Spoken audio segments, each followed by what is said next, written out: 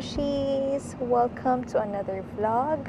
And for today, on the way tayo sa Algurer Mall. So, parang last week or last week galing din tayo dun. So, balik tayo kasi meron tayong nga-attenan na birthday ulit sa Jollibee. Birthday ng aking inaanak na si Yumi. So, attend tayo. And kapag may mga birthday parties talaga, uma-attend tayo, lalo na pag kiddie parties, para masanay si Wax na may mga kalaro siya, hindi siya matakot kay Jollibee, mga ganun, para ma-experience niya, diba? So, ayan, di ko alam sinong kausap niya sa phone, pero kanina pa yan. Bus na yung load ni Mami. Ayan. So, yan ang favorite hobby niya ngayon, makipag-usap sa phone. Kaya, yun. Sige, samahan nyo kami. And after Algurer, diretso tayo sa Bacare. Kasi bibili tayo ng mga pasabay. So, yes, Ma'am She's nagpapasabay po tayo.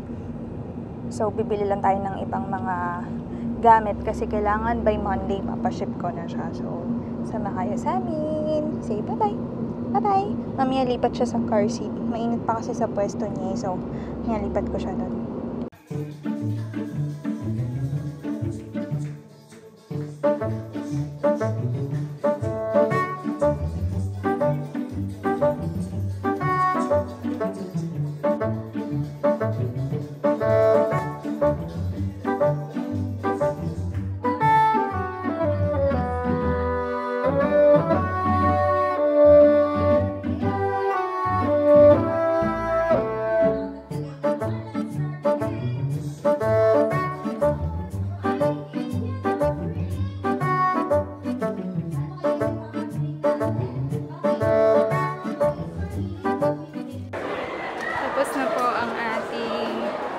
Birthday party. So, balik tayo dito sa Algurer. Ikot-ikot lang muna kami ni Daddy. Titignan lang kami and then punta kami sa Bacare. Busog, grabe. Dami namin nakain. Hi, Mamshies! Welcome back to our vlog. So, pasensya na hindi na nasundan yung mga videos ko nung nakaraan kasi ang hirap talaga kapag may hawak kang baby and pupunta kayo somewhere. So, hindi na talaga ako makapag-video, kaya ayun. So, today is a Sunday afternoon. So, ngayon lang ulit ako mag-sit down vlog. Actually, tinitake advantage ko itong time kasi si Wax nasa playground siya with Princess. And si Daddy naman is nagbabasketball. So, ngayon lang ako nagkaroon ng me time. So, for this video, ipapakita ko sa inyo kung ano yung laman ng aking pasabay box. So, nag-order lang ako ng isang medium box from LBC. And dun ko inipon lahat ng mga items na pinasabay sa akin. So, yung mga resellers ko is yung mga tita ko sa Philippines. So, they are in Manila. So, pag may mga nagpapasource ng mga items sa kanila from Dubai, ako yung bumibili for them. So, kung gusto nyong mag-order, gusto nyong magpasabay, lalagay ko yung Facebook page nila dito or yung link doon sa description box para makapag-order kayo sa kanila. So, most of the items na pinasource nila sa akin are perfumes or body mist. So, sakto kasi nag-sale si Bath and Body Works, kaya nakapag-order tayo ng madami. So, for example, ito ano na lang, pinahabol na lang to sa akin. May nag-order ng Bath and Body Works na Dahlia. And sinamahan ko na rin itong You're the One. So, ito yung malaking sizes. And in fairness, ngayon ko lang na-try itong mga to. Ngayon ko lang sila naamoy. Mabang pala. Usually kasi si A Thousand Wishes talaga yung favorite scent ko sa Bath and Body Works. Eto. So, isang ganitong malaking box siya. Nung binili ko siya sa Bath and Body Works. Ang dami. Okay, so, most ng mga nabili ko, yung mga travel sizes. So, mga ganito siya kaliliit. And for me kasi, mas gusto ko yung mga ganitong maliliit na sizes kasi madali siyang ilagay sa bag. So, it's very handy. So, meron tayong Pure Wonder, Chasing Fireflies. Of course, our best seller na Dark Kiss. Meron din tayo nung, marami akong in-stock na Dark Kiss. So, Don't worry, hindi kayo maubusan. And yung isa pa nating most requested, which is yung gingham. Meron din tayo niyan. Meron din tayong Dream Bright. Mostly, marami tayo. So, marami tayong different kinds of scents na available. So, meron din tayo nito, ni-request ng aking tita. Pink Suede. Yun ba pagkakabigkas doon? Hindi ko alam. Whatever. So, yun. And kumuha din ako nito, yung perfume na spray. Perfume spray na gingham. Yan. So, yun. Order lang kayo, message lang kayo sa kanila pag may gusto kayo. And meron din tayong travel sizes na lotion. And meron ding malaking size na lotion, especially si Darkest kasi nga maraming nagre-request nito. Ewan ko, pero ako, ang pinaka-favorite ko na scent talaga si A Thousand Wishes. Pero syempre, kanya-kanya naman tayong choice, diba? Meron din ako nitong Japanese Cherry Blossom. Yan. So, mostly maliliit na sizes yung in-order natin. So, yun. Aside from Bath and Body Works, meron din tayong mga perfume. So, meron ding nagpahanap ng Elizabeth Arden na green tea. I think kasi dyan sa atin sa Pinas, medyo pricey yung mga ganitong perfume. So, nagpahanap sila sa akin dito sa Dubai kasi medyo mas mura dito. Kaya, kung gusto nyo to, actually, naging favorite ko to nung mga year 2017-2018. Pero, ayun, naka-move on ako sa kanya. Pero, this is a really good perfume, I must say, ha. And for its price, sulit. And then, meron din ako nitong mga Benetton. Benetton Hot and Cold, syempre. Hindi mawawala yan. Kasi itong mga to, in fairness ha, these are very affordable and yet, naglalast talaga yung mga scent nila. So, ayan, syempre, hot and cold, hindi yan mawawala. Tapos, meron din tayo nitong ibang variant nila. At ito din, in fairness, nung naamoy ko sila, ang bango pala nito. Itong Benetton na Hot Gold and Benetton Cold Silver. So, try nyo sila. Order kayo nito, try it. Talagang ang bango and sulit for its price ha. Yung current favorite ko na spray is ito. Yung Benetton na Paradiso Inferno. Medyo bulky lang yung bottle niya kasi pabilog siya na ganyan.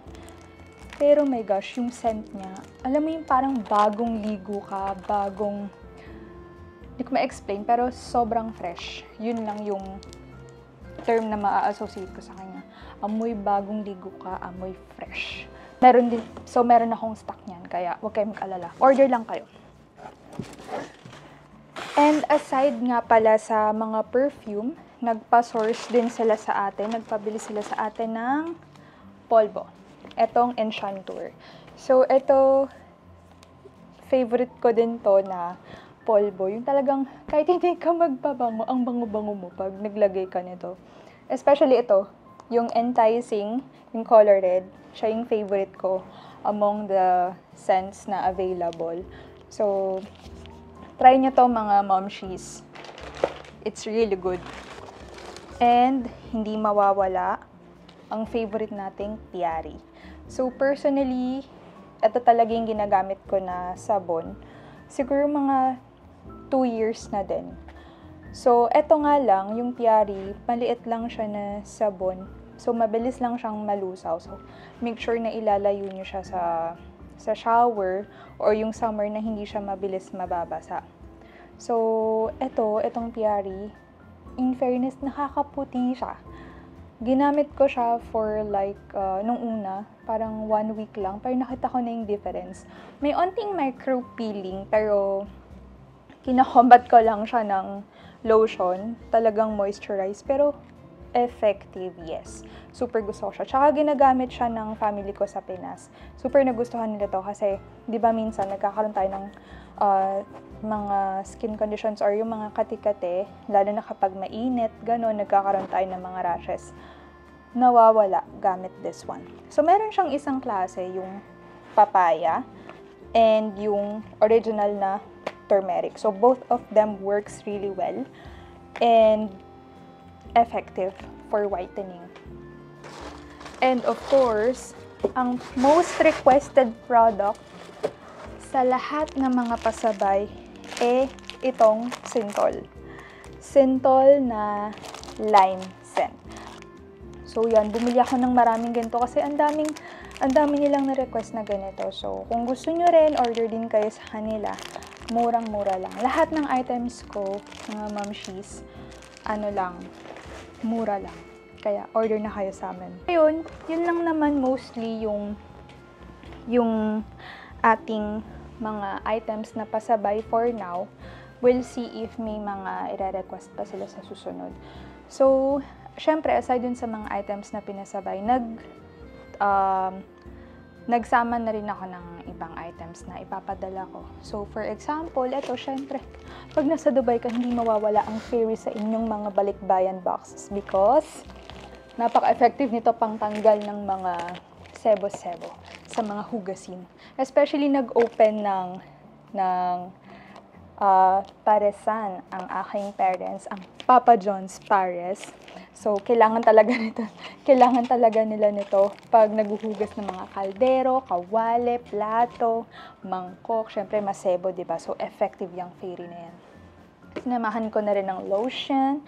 Ito, in fairness, gamit ko rin to ngayon. Ang bango nito.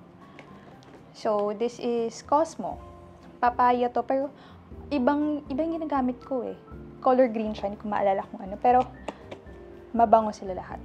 And ito, special request ni Papa. Yan, damihan ko daw ng ganitong basahan. So, yan. Sinama ko na rin yan sa box. So, I think that's it. Yun lang naman ang laman ng ating LBC box. So, bukas, pick up na rin natin siya. So, tonight, kailangan matapos ko siyang i-pack. Especially yung mga pabango kasi kailangan natin siyang isil ng maayos. Iti-tape natin siya para to make sure na hindi siya mabubuksan, hindi siya matatapon. Pati itong mga fairy, kailangan i-tape natin. So, yung mga madalas nagpapabalik pa yan boxes, kabisado nyo na yan. Ang mga do's and don'ts pag nagpapabox. Kaya, ayun. And also pala, meron din akong paparating na box galing naman sa Philippines. So, palitan lang kami ng goods. Magpapadala ako sa kanila. Sila naman magpapadala sa akin ng mga items na ibebenta rin natin dito. So, isi-share ko na lang sa inyo soon kung ano yung mga yun. Pero, just to give you an idea, it's a product for the mommies out there like me. So, yun. Watch out. Ipopost ko na lang kung ano yun. So, thank you for watching. Bye-bye!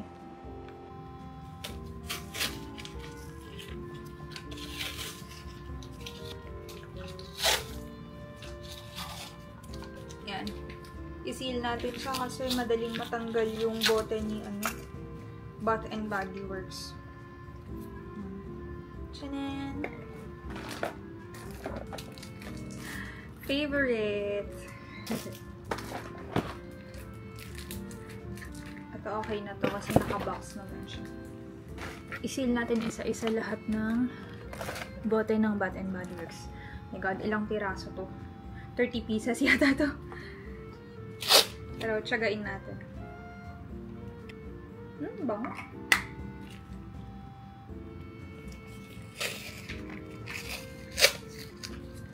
Next time naman, kukuha naman tayo ng mga Victoria's Secret. Siyempre, yung mga Pure Seduction, yan. Yan yung mga best seller natin doon sa Victoria's Secret. Next time, yun naman ang isusource ko para sa inyo. Tsaka itong mga to, these are all 100% original. Meron kasing ibang mga nagbebenta na sobrang mura. So, mapapaisip ka, original ba to or hindi? Kasi, ewan natin, baka mamaya meron na rin nagfa-fake nitong mga to. Pero, pag sa akin kayo kumuha, it is 100% original, authentic from Dubai. Personally, handpicked by me as your personal shopper. Well, quality check natin. Darkest, your favorite. O diba, if ganito kaliit, mas madali siyang i-shoot sa bag. Yung mga ganito kalalaki, mga mainam to sa bahay nyo lang. Like sa CR, after yung maligo, spray lang kayo, diba? Sa CR namin, ang makikita nyo talaga doon si 1,000 dishes. At rin mabango to. Meron din ako nito eh. Pero hindi ko pa siya nauubos. Parang medyo ano siya, medyo... How do I explain the scent? Hindi kasi ako marunong mag-explain ng mga ganun eh, mga notes. Hindi ko pa siya alam. Pag-aralan ko, don't worry. Ito medyo parang may pagkapang ano siya, medyo masculine ng konti yung scent niya. Kasi diba si Bath and Body Works, parang karamihan ng scents niya is, manonotice mo yung similarities niya is medyo fruity, medyo sweet yung scent niya. Pero yun hindi. Sige, in fairness. Parang medyo nag-stand out siya for me. Good morning, Mamshies! It's a beautiful Saturday morning.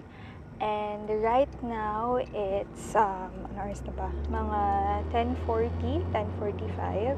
And we are on the way to Brows and More Salon. Kasi magpapa-eyebrow shading tayo. So, para at least everyday tayong eyebrows on flick, diba? So, actually, recommended siya ng aking office mate. So, i-try natin. Dito siya sa may Alriga. And madali lang naman ding hanapin yung location. So, malapit na rin tayo and share ko sa inyo later yung experience natin sa pagpapa-eyebrow shading.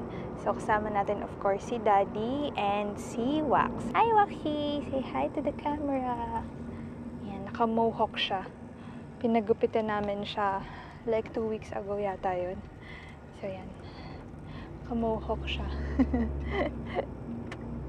And so, sama kayo sa amin. Balik tayo dito sa sasakyan kasi bawal pala lalaki doon sa salon, hindi natin natanong.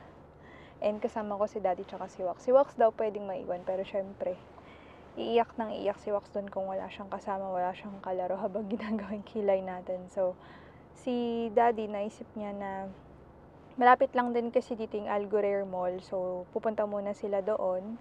And then, after kung matapos siguro, puntahan ko na lang sila. I think walking distance lang naman din siya dito. Kaya, ayun. Hantay lang namin si Daddy. May binili lang siya sandali sa West Zone. Tapos, balik tayo doon sa taas.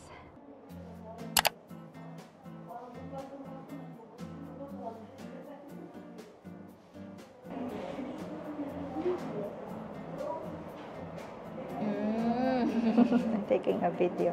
I'll make a vlog. Yeah. Okay ha? Yeah. So, ginanyan muna yung kilay natin. Ginanyan muna yung kilay natin for 15 minutes daw. And then, hindi ko na alam kung ano yung next step. Pero yun, waiting tayo. Mga lang tayong ewan for now. Pero, hopefully maganda yung end result natin. Yan. Then, ruwingan nyo muna ng kilay yung face ko. Parang yun yung outline niya. Tapos yan, isa-shade na yun.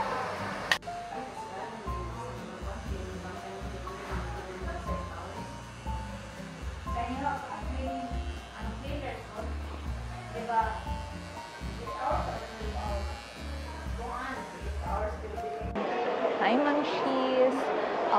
Actually, hindi na ako nakapag-vlog kanina. So, ito na yung kinalabasan ng ating eyebrow shading. So, hindi na ako nag-video kanina kasi baka nadidistract si ating technician. Baka mamaya, kung anong mag-drawing niya sa kilay natin. So, yan. Happy naman ako. And sa ngayon, masyado siyang dark, masyado siyang strong na tignan. Pero after a few days, maglalesen naman siya. Medyo mag-fade siya ng konti. So, ayun. Bawal natin siyang basain for 3 days, sabi nila. So, good luck sa atin. Medyo masakit pala siya, no? So, kwento ko na lang later sa inyo pagka-uwi namin kung ano yung naging full experience ko doon sa pagpapa-eyebrow shading. Kasi first time ko din. So, share ko din sa inyo para may idea ko if ever you're planning to do eyebrow shading. So, yun.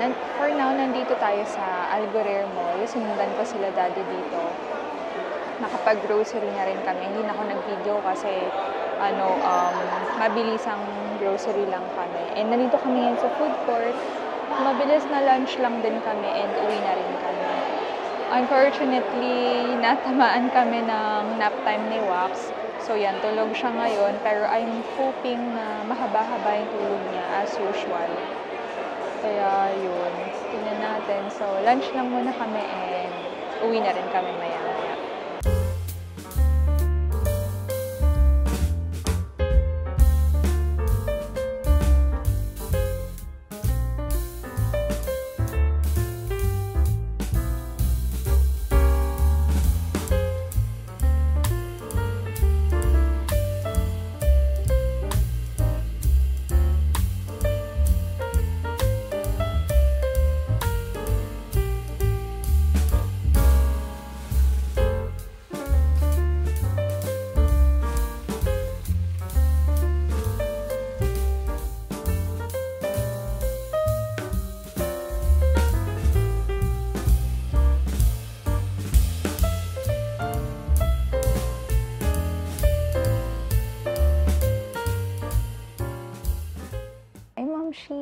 welcome back to our vlog. So actually, next day vlog na to. Hindi ko na natuloy yung kwento ko sa inyo kahapon after kong magpa-eyebrow shading. So, kasi pagka-uwi namin, diretso asikaso kami kay wax, tapos inayos na rin namin yung groceries namin. Kasi alam niyo naman kapag Saturday, wala kaming help ni Daddy, kaming dalawa lang. So, ayun, kaya na-busy tayo and hindi na natin natuloy yung vlog natin. So, as promised, ikikwento ko sa inyo yung naging process ng pagpapa-eyebrow shading ko. So, saan ako nagpagawa ng kilay? So, doon tayo pumunta sa Brows and More Salon. So, ang location niya is sa Alriga, pero dalawa yata yung branch niya. One in Alriga and one in Carama. So, doon tayo sa Alriga nagpa-book. Actually, malapit lang siya sa Algorer kung kailangan nyo ng parang landmark. And malapit lang din siya sa metro station. So, madali lang siyang puntahan. So, magkano yung price ng pagpapa-eyebrow shading natin? It cost me 157 dirhams.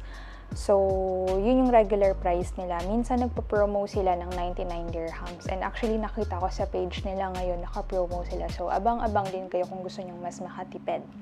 So, kung tatanungin natin, ano yung difference ng eyebrow shading sa microblading? Kasi di ba parang mas uso ngayon yung microblading. So, from what I know, si eyebrow shading, mas mura siya compared kay microblading. Kasi doon sa salon, just FYI, si microblading nila nasa 357 or 360 dirhams yata yung price niya. So, another difference is mas mabilis si eyebrow shading kesa kay microblading. Parang si eyebrow shading, yung procedure niya was only for about 40 minutes to 1 hour. And si microblading, from what I heard, tumatagal yata siya ng mga 2 hours or 3 hours. Di ako sure pero yun yung sabi nila sa akin doon sa salon na parang mas matagal yata yung procedure ni microblading. And si eyebrow shading din, yung itsura niya is para ka talagang kinilayan. Para kang dinrawingan ng kilay. Yung parang nag-makeup ka ng kilay, ganon. Si microblading naman, it's more of a natural look. Kasi diba parang talagang minimik niya yung strands ng eyebrow hairs natin. So, yun yung mga main difference nilang dalawa. So, yung kinuha ko na lang is eyebrow shading kasi number 1, mas mabilis nga and mas mura. And siguro next time ko na lang itatry yung microblading. So, ayun, kwento ko pala kung paano siya ginawa. So, yung first step is, nilagyan nila ng cream yung eyebrows ko. I think para lumambot yung eyebrow hair. And, I don't know, maybe to moisturize the skin din para mas madali for them to shave the eyebrows. So, after 15 minutes, tatanggalin nila yung cream and then i-shave ni technician ba yung tawag ton? So, i-shave niya yung eyebrows according to the shape na ipapagawa mo. So, hindi niya i-shave ng buo, yung as in wala kang kilay, hindi ganun. I-shape lang niya yun. Parang lilinisin niya yung ilalim ganun para magkaroon siya ng proper shape. So, after that, ang gagawin naman niya is laliningan na niya yung kilay mo, lalagyan na niya ng outline. May ginagamit siya yung para siyang sinulid na ganun. So, parang nilalagyan niya ng lines. I don't know, may geometry applied yata doon. So, nakita ko lang is may lines yung kilay ko na ganun. Tapos, after that, dinrawingan niya yung eyebrows ko as if kinilayan niya ako. As if nilagyan niya ng kilay. Or yung parang eyebrow pencil, gumamit siya ng ganun. So, dinrawingan niya as if nilagyan niya na ako ng kilay na makeup, parang ganun yung ginawa niya. So, after that, pinakita niya sa akin if okay yung shape. And, nung unang tingin ko, sabi ko dun sa gumagawa ng kilay ko, sabi ko, parang hindi bagay yung shape na ginawa niya. Kasi yung ginawa niya is parang yung sa mga Korean, yung straight lang siya, tapos wala siyang arch. Parang straight lang, tapos pa ganun na siya. So, sabi ko, parang hindi po siya bagay sa shape ng face ko. So, pinaulit ko, sabi ko, put a little bit more arch. kasi gusto ko yung arch na eyebrows. So yun, binura niya and then inulit na naman namin. Kaya tumagal yung procedure ko. Usually dapat mga 40 minutes tapos na. Pero ako inabot yata ako ng mga 1 hour and 30 minutes kasi nga dahil doon. So ginawa niya, inulit niya, nilagyan niya ulit nung lines, tapos dinrawingan niya ulit ng eyebrows. This time arched na. So yun, mas nagustuhan ko yung second na drawing niya sa eyebrows ko. So yun, sabi ko, okay, proceed. And then yun na yung sumunod na yung main procedure, which is yung pag-shade na talaga. So may gamit siyang device na parang alam niyo sa mga nagtatattoo. Yung ganun siya, yung medyo may buzz sound siya, tapos meron din siyang ink. So yun, syempre, una yung isang kilay, and then after this one, yung kabila naman, and then uulitin niya. Parang 2 layers yata, ganun, hanggang sa makuha niya yung gusto niyang result. So, in terms of pain, oo, masakit siya. Kasi syempre sa face, diba, mas manipis yung balat natin. So, may sakit talaga to the point na naluluha ako habang ginagawa yung procedure. Pero, kaya ko namang i-tolerate. I mean, mahina yung tolerance ko sa pain, pero kinaya naman. Tiis ganda po talaga. Wala tayong magagawa. So, yun. And parang may pinapahid siyang cream na somehow medyo nababawasan yung pain. Siguro pampamanhid or something. Hindi rin ako sure. Pero parang ganun yung sensation niya sa akin. So, ayun. And then, after that, nung natapos siya sa parehong eyebrows, pinakita niya sa akin sa mirror. Medyo kinakabahan nga ako nung unan kasi baka mamaya hindi ko magustuhan yung result and hindi mo siya mabubura, no?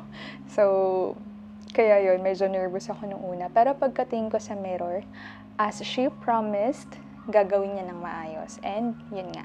So, ito yung end result niya. Sa ngayon, hindi pa natin siya ma-appreciate kasi masyado pang strong yung ink and masyado pa siyang parang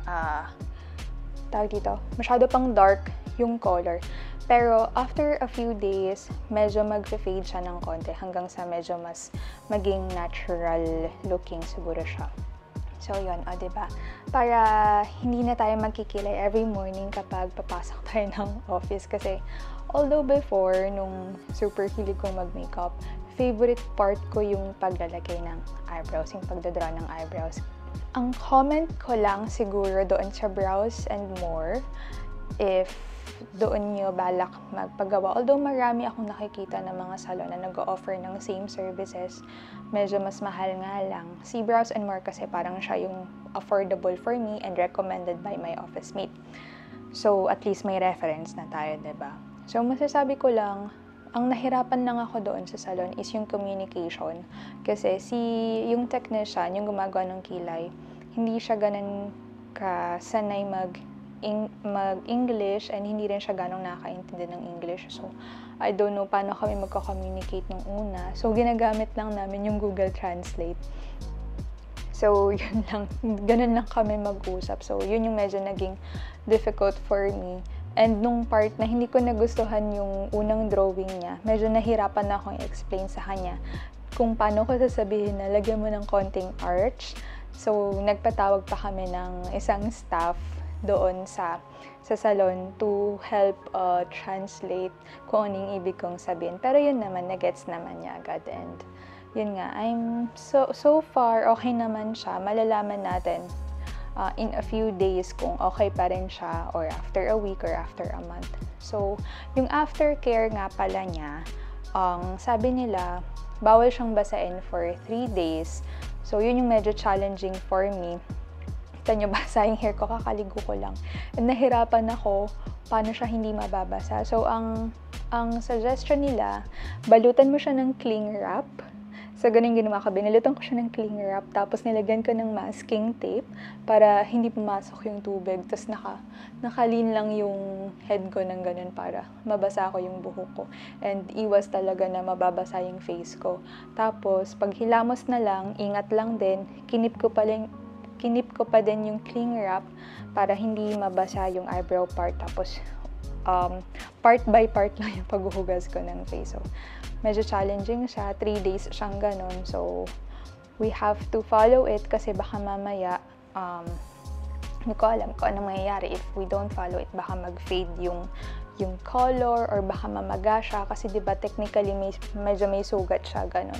So ngayon pala yung feeling niya medyo pag kinapa mo siya, alam niyo yung parang may sugat ka na pagaling. Ganun yung feeling niya. Pero ngayon naman so far okay naman. So, ayun, as I was saying, if you're planning also to get your eyebrows fixed, you can consider Brows and More Salon. So, sa Alariga sila, 157 dirhams if you're on a budget. So, check na sila. Meron silang Facebook page. Pwede rin kayo magpabook through WhatsApp. So, ayun. Sabihan nyo ako if okay din yung experience nyo sa kanila. And next din pala na iniisip ko na mapatreat is yung dark under eyes ko. Actually, naka-concealer lang ako para hindi siya masyadong obvious. Balitaan niyo ako mga momshies kung ano yung ginagamit yung remedy sa under eyes niyo para hindi siya, para hindi na mukhang panda, diba? Yun lang mga momshies. I have to end this vlog because as usual, bukas may pasok na naman. Gawin lahat ng mga kailangan natin gawin. Bubulol ako. So, ayun. See you again on another vlog and thank you for watching. Pasensya na hindi kami consistent sa pag-upload ng vlogs kasi yun nga, nabibusy tayo most of the time. So, ayun. I hope you continue to support our vlogs. Don't forget to subscribe and like and share nyo na rin. So, maraming salamat. Thank you and see you on another vlog. Bye-bye!